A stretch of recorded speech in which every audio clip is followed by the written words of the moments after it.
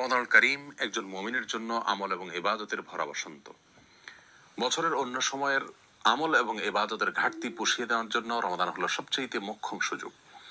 এই জন্য রমাদানকে সবচাইতে পরিকল্পিতভাবে এবং রুটিন মাফিক যদি আমরা কাটাতে পারি, তাহলে ইনশাআল্লাহ বিইذনিল্লাহ রমাদান আমাদের জন্য অর্থবহ হবে এবং আমাদের সারা বছরের ইবাদতের ঘাটতি পুষিয়ে নিতে সহায়ক হবে। আর সেজন্য আমরা আজ রমাদানের 24টা ঘন্টা কিভাবে কাটাবো সে প্রসঙ্গে একটি রুটিন প্রস্তাব করবো ইনশাআল্লাহ বিইذনিল্লাহ। রমাদানের রুটিন প্রসঙ্গে সর্বপ্রথম যে সময় নিয়ে কথা বলবো তা হলো সাহারি খেতে ওঠা বা ভোর রাতের সময়টা। ভোর রাতে আমাদের উঠে সাহারি খাওয়া এটি সুন্নাহ। কেউ যদি মধ্যরাতে অতিরিক্ত খান বা শুরু রাতে অতিরিক্ত খান এবং সাহারিতে তার খাবারের চাহিদা নাও থাকে, তারপরও সাহারি খাবার জন্য উঠা এটা সুন্নাহ এবং গুরুত্বপূর্ণ। কারণ রাসূল করিম সাল্লাল্লাহু আলাইহি ওয়াসাল্লাম বলেছেন, তাসাহহারু ফাইন্না ফিস সাহুরি বারাকাহ, তোমরা সাহারি খাও কারণ সাহারি খেলে তার মধ্যে বরকত রয়েছে, এই খাবারের ভিতরে বরকত রাখা হয়েছে। অল্প হলেও খাওয়া সুন্নাত, বিশেষ করে খেজুর খাওয়ার কথা বিভিন্ন হাদিসে রয়েছে। আমরা সাহারিতে আর যাই খাই, একটা করে খেজুর অন্তত খাবো। সাহারি খেতে যখন আমরা উঠবো, কমপক্ষে সাহারি খাওয়ার আগে আধা ঘন্টা যেন আমরা সময় পাই, সেভাবে আমরা উঠবো। কারণ একজন মুমিনের কাছে 24 ঘন্টা সময়ের ভিতরে সবচেয়ে গুরুত্বপূর্ণ সময় হলো ভোর রাতের সময়টা।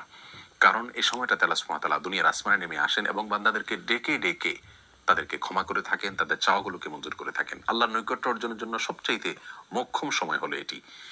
এই জন্য তাহাজ্জুদের সালাত, যত নফল নামাজ আছে তার ভিতরে সবচাইতে গুরুত্বপূর্ণ নফল নামাজ তাহাজ্জুদের নামাজ। বছরের অন্য কোনো সময়ে আমরা এত গুরুত্বের সাথে হয়তো পড়তে পারি না। রমাদান মাসে তাহাজ্জুদের নামাজ পড়া আমাদের সকলের জন্য সহজ, কারণ আমরা সাহারি খেতে উঠছি। এই জন্য এই সুযোগটাকে কাজে লাগানো উচিত। 30টা দিনই আমাদের প্রতিদিনই একটা সময় বরাদ্দ থাকা উচিত তাহাজ্জুদ নামাজের জন্য।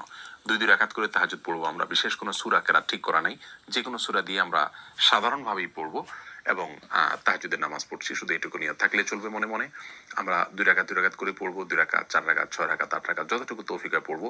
প্রত্যেকটা রাকাত খুব দীর্ঘ করার চেষ্টা করব, দাঁড়িয়ে লম্বা কেরাত পড়ার চেষ্টা করব, আস্তে আস্তে পড়ার চেষ্টা করব এবং খুব বেশি লম্বা কেরাত মুখস্থ না থাকলে একটা সূরাই বারবার পড়তে পারি, কোনো অসুবিধা নেই। এবং রুকুতে যখন যাব তাসবিহ অনেকবার পড়বো, আস্তে আস্তে পড়বো। রুকু থেকে দাঁড়িয়ে আবার দীর্ঘ সময় অপেক্ষা করব, সেজদা এরকম লম্বা করে করব, উঠে বসে আবার অপেক্ষা করব। এভাবে প্রত্যেকটা রোকনকে যত ধীরস্থিরতার সাথে করা যাবে, তাহাজ্জুদের মান তত বেশি, যে কোনো সালাতের মান তত বেশি উন্নত হবে। আমাদের আয়েশা রাদিয়াল্লাহু তাআলা আনহা রাসূল আকরাম সাল্লাল্লাহু আলাইহি ওয়াসাল্লাম তাহাজ্জুদ প্রসঙ্গে বলেছেন, লা তাসআল আন হুসনিহিন্না ওয়া তুলিহিন্না, তিনি যে নামাজগুলো পড়তেন রাতে, সেগুলোর সৌন্দর্য আর সেগুলোর দৈর্ঘ্য নিয়ে আর বলো না।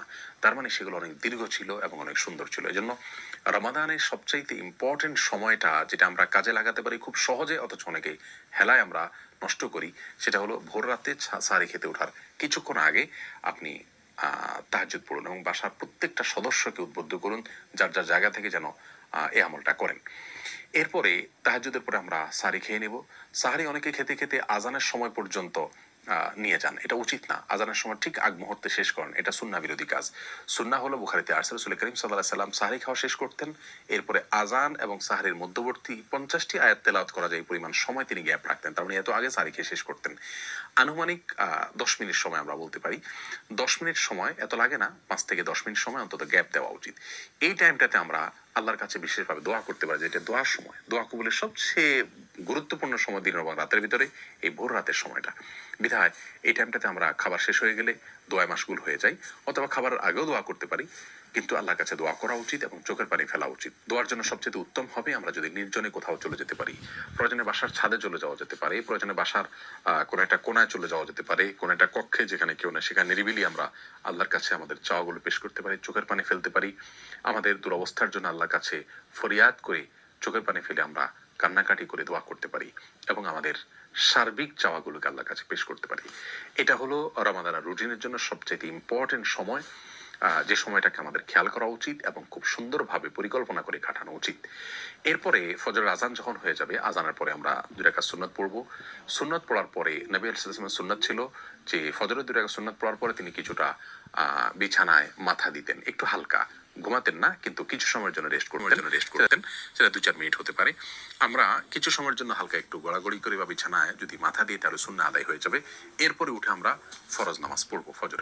ফজরের ফরজ নামাজ পড়ার পর আপন জায়গা যেখানে নামাজ পড়েছি সেখানে বসে থাকবো এবং সম্ভব হলে সূর্য উদয় হওয়া পর্যন্ত অপেক্ষা করব। সূর্য উদয় হওয়া পর্যন্ত এই টাইমটাতে বসে বসে সকাল সন্ধ্যার যে জিকিরগুলো আছে সেগুলো করব। সকাল সন্ধ্যার জিকির